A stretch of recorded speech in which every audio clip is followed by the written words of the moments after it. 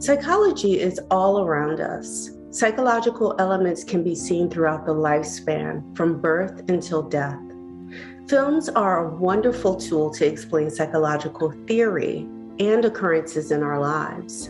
Characters interact within each frame of film psychological concepts. The films we remember most and view multiple times engage us by capturing the presence of these psychological dynamics in an authentic way. Please join me today, Dr. Catherine Marshall-Woods, media psychologist and film consultant, and my guest today, Tommy McInnis, with his screenplay, Last Stop, on the best psychology in film.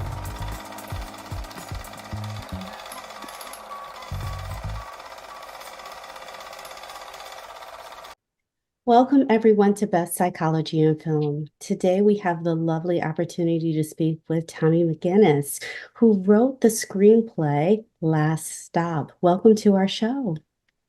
Happy to be here. Thanks for inviting me. Of course. This is a screenplay that received quite a lot of accolades last year. It actually won Best Screenplay, if I'm not mistaken, at the Believe Psychology Film Festival in LA. Is that correct? That is correct. Yeah. And so this, as Tech-Minded Media, we have an opportunity to read screenplays quite frequently. This is certainly a screenplay. When I read it, it certainly stood out to me. And why don't we give the audience an opportunity to hear from your words what this screenplay is about? Okay. It's basically about me a little bit. I was homeless for like 5 years, from 1986 to 1991. I recovered from alcoholism and also recovered from homelessness at that time.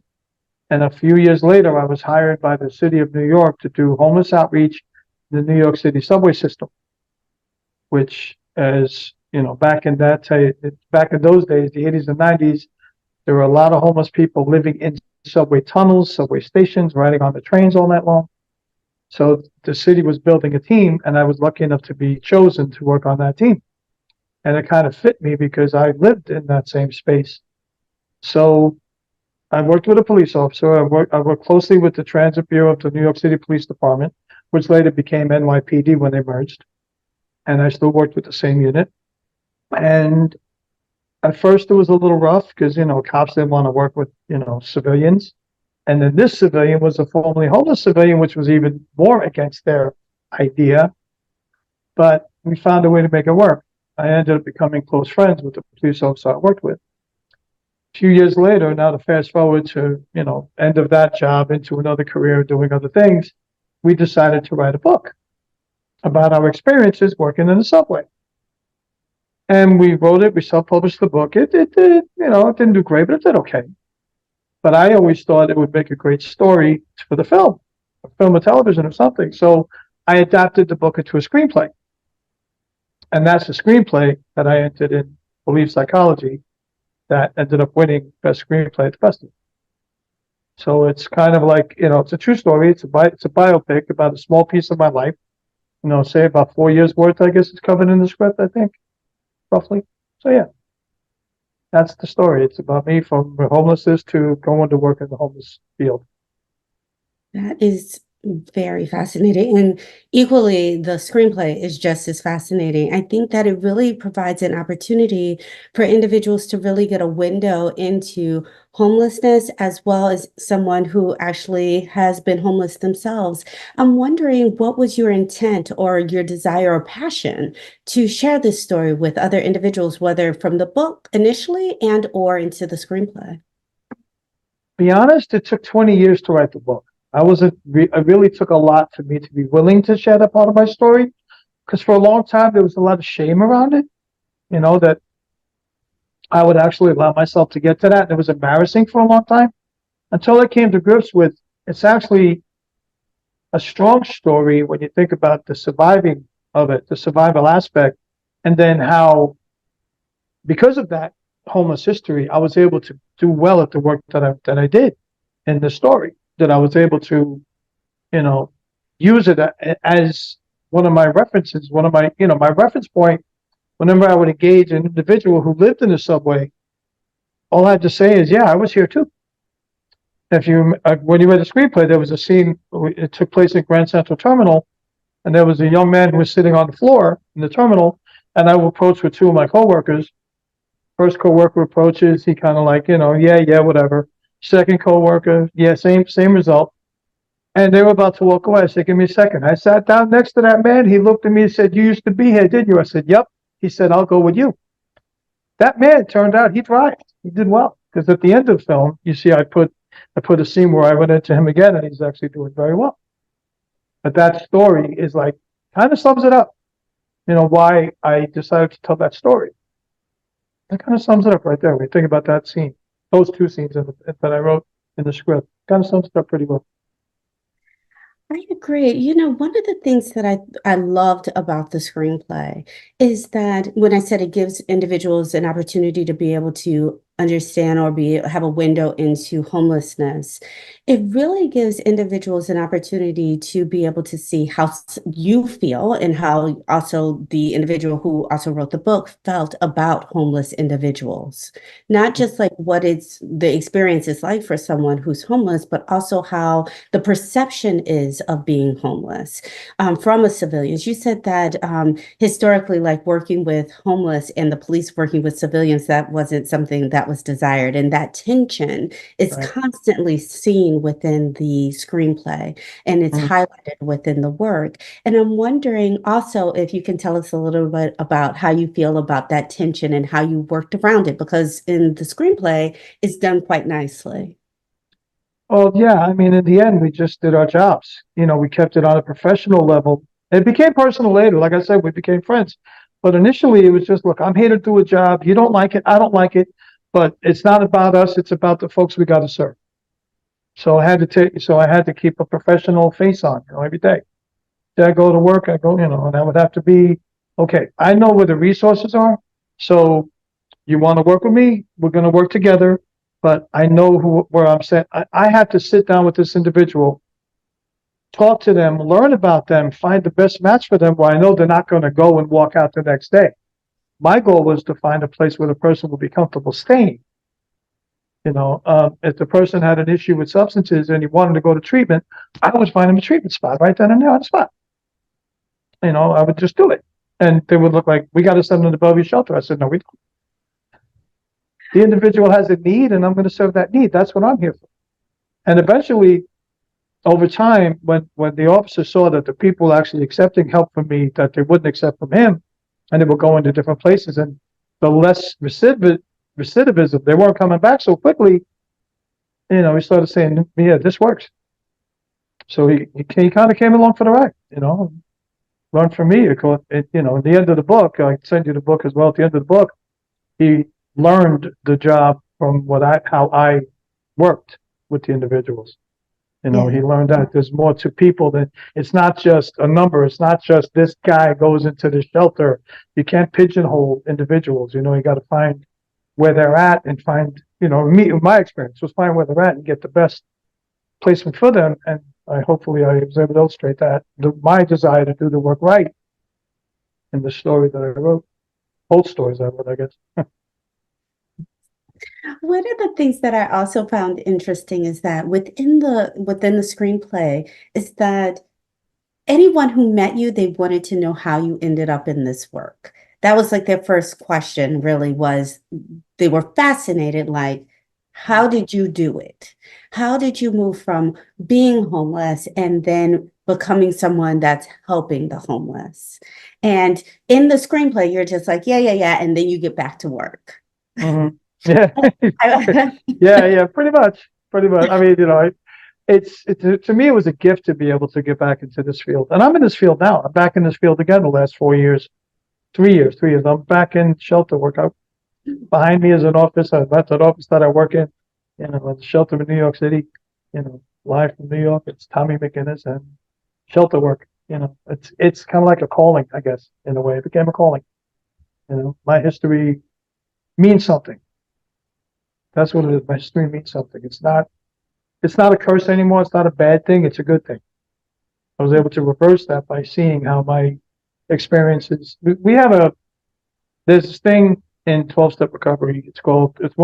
They got these 12-step promises. One of them is no matter how far down the scale we have gone, we can see how our experience can benefit others. I'm living proof of that.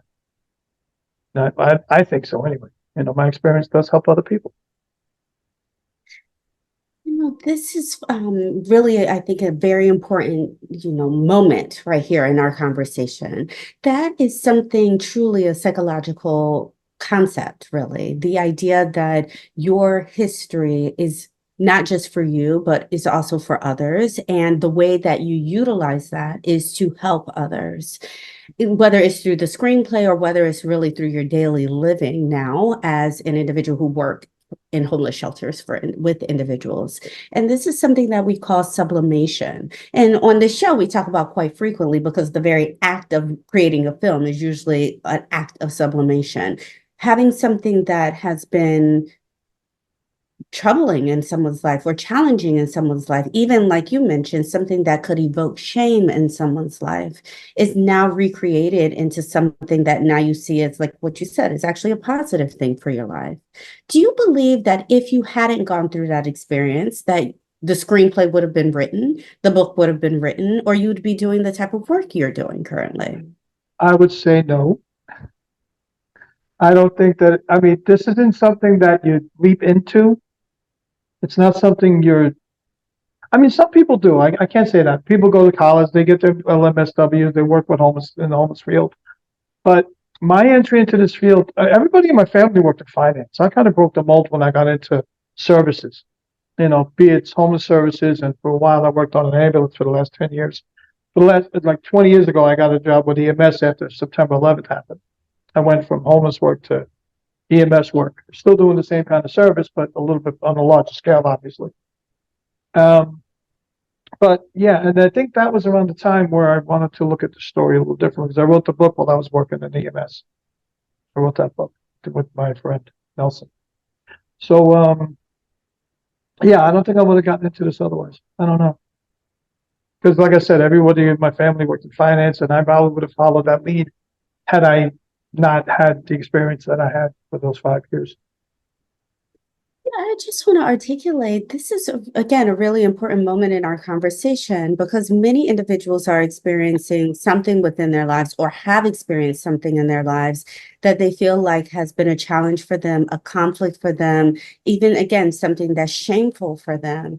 And our conversation really today about, again, how the screenplay even came into existence, how the book came in existence, is that there are opportunities to be able to use those experiences and really create something that is very helpful for other individuals in the world, that there are also opportunities to really be able to use those experiences and begin to realize that, as you mentioned, they're a gift instead of something that really can leave a lasting impression of something that they'd want to turn around. They could actually use it for good for themselves and for everyone else around them.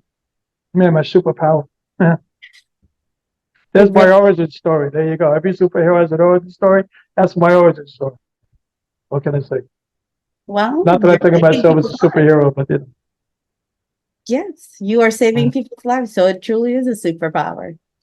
I know that we're over time for a break, so why don't we give the audience a moment and we'll come right back and jump right in with Tommy McInnis and talking about his screenplay, Last Stop.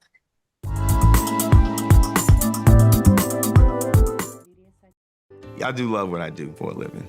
I never dreamed that having this career was possible until I came to UDC. I met a professor when I decided to finish up my degree program. She told me, hey, why don't you go and intern on Capitol Hill? The internship led to being a staffer. I would have never been open up to that opportunity if that professor would have never urged me and said, I see something in you. My UDC experience changed my life. UDC helped me find my possible. Find your possible. Visit udc.edu/possible to learn more.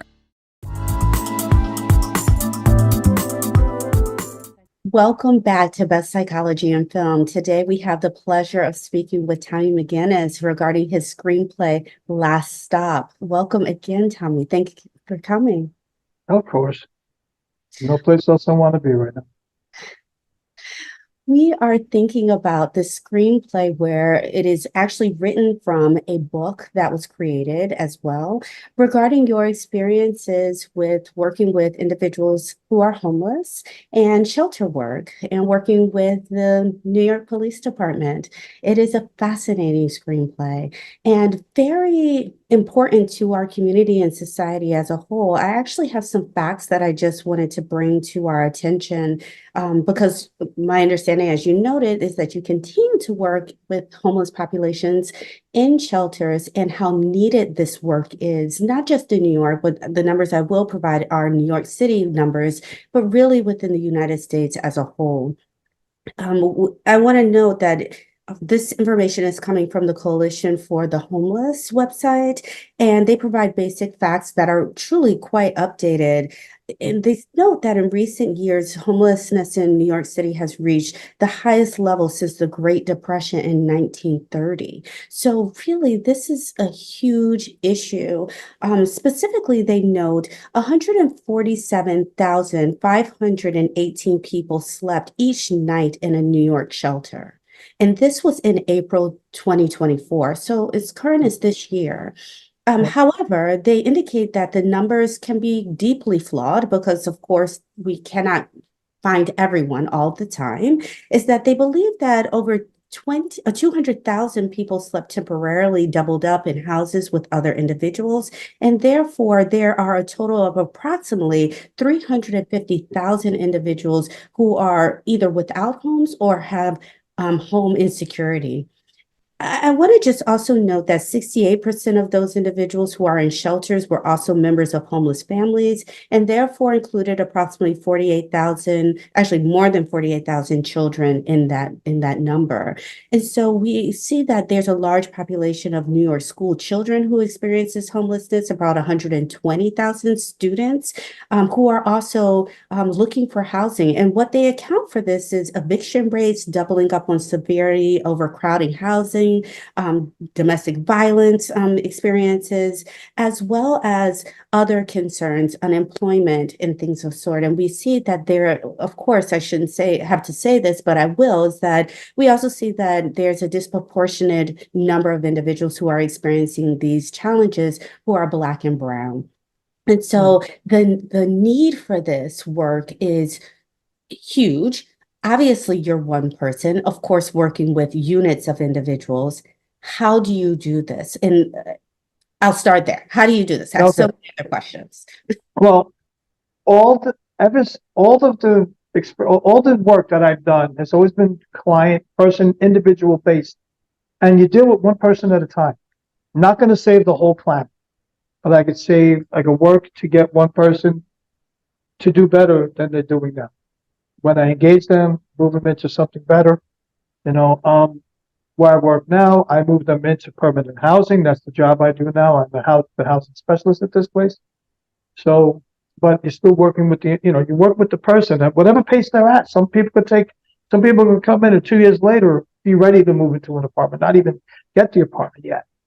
It could take that long just to feel trusting enough again, because there's a lot of trust issues living on the street. I know I have them, and I even had them when I first got off the street too, so it's just about developing that relationship with an individual and treat the person as an individual, not as a thing that has this, so therefore you go there. It doesn't work that way. You take it one person at a time. Try not to worry about the big number. Think about the little number, because I got a guy in front of me. That's what I'm focusing on right now. I got a woman in front of me. That's what I'm focusing on right now. That's how you have to do it. Very, very people based. And very paced. One of the things in the screenplay that touches upon your supervisor being concerned about burnout. And when your supervisor said, mentioned your enthusiasm allowed you to have a caseload that was almost triple your colleagues. And so I'm wondering how you manage burnout. That was fun. It wasn't that hard, because the number could be deceiving. A lot of them were just people I engaged. There was a small percentage that were placed into other facilities that I was monitoring, following up with. But the majority of the people that I engaged were people that had known my first name, had my business card, and would engage me on the street. So the number can be a little deceiving. It wasn't, There was some case management involved, but not everybody on my caseload was being case managed. They were just being engaged until one day they will say, "I'll go." But that's the job. You develop the relationship with an individual. They start to see that you're not full of crap, and next thing you know, they say, "Okay, I'll like the kid in Grand Central. Okay, I'll go with you." So yeah. So you really see that this work has been a long-term process. It's not a sprint. It really is a marathon. It's a marathon. It's a marathon. Yeah, definitely not a sprint. I mean, sometimes it is. Like you get the guy, and he's, just one thing I noticed too, the longer a person's on the street, the harder it is for them to accept placement services. But you get somebody who's been out there for a week, they're ready to go right away. And you can actually get that person into a decent spot. And they will not experience homelessness like some of the people that I deal with now. Because I got people living in this building that I work at who've been homeless for like 2 decades. On and off for like, 10, 20 years. I got a guy who lived here for 8 years, and they weren't able to get him housed. I finally moved him into housing like earlier this year. I got him an apartment. But it took a while. It took what it took. Again, it's that rapport building, that trusting. So. Well, there is a huge trust that is needed in order to start something new. I mean, one of the things that you just noted is that it's harder to get someone into housing who's been homeless for a long time. So there's the level of some adjustment that's happened in order to remain homeless and to be safe and homeless. And so now you're asking them to start something new, which is starting to live in a shelter again. And I don't necessarily mean a government shelter, just a shelter, meaning just home, anything, right? Exactly. Right. And so one of the things that I think from your story we can take is your ability to be able to start new things. My understanding is that this was your first book. This was your first screenplay. So it sounds like you do a lot of new things. Well, since then, I've made a couple of short films. I've been acting on television for a while and film for a while since those days. But yeah, that was my first script. That was my first writing of anything, the book. My first dabble into the art field, to the artwork. So yeah, my first sense of creativity. Yes. So not only does your story offer your clients the ability to be able to say, I was here too, but also for you to be able to share that you do try new things and use your creative energies to be able to also help other individuals as well. So that's the goal. The goal of the story is nowadays, people can see that this isn't like the book is called Last Stop. We titled it Last Stop because we worked in the subway. And we'd always work at the end of the station, always getting people up the train at the last stop. And when I worked with the team and we were talking about advertising the team that we had with the subway system, I was like, how is this for a slogan? MTA Connections shows people that the subway doesn't have to be their last stop. So that's where the title Last Stop comes from. And with our work, we try to, with the work that we do, especially at that time in the 90s, was all about helping people to see, okay, you're sleeping on a train. This isn't home. You want to work towards something else? I will work with you, whatever it takes. Whatever we have to do. If you got to go to detox 9 times, I'll put you in detox 9 times if that's what you want. That's what it takes for you to get off the street. You meet the clients where they're at. It's an old counseling phrase, but it's true. Meet them where they're at. Meet them where they're at, and also the level of consistency that you're offering them through their journey. And that is also part of the healing process. Consistent individuals they know they can turn to when in need. Yep, and nudge them. Keep nudging until they like it. So keep nudging them. Keep nudging. I'm a nudge. One last question before we go. Sure. Any desire to get the screenplay made? Oh, absolutely. For producers and directors.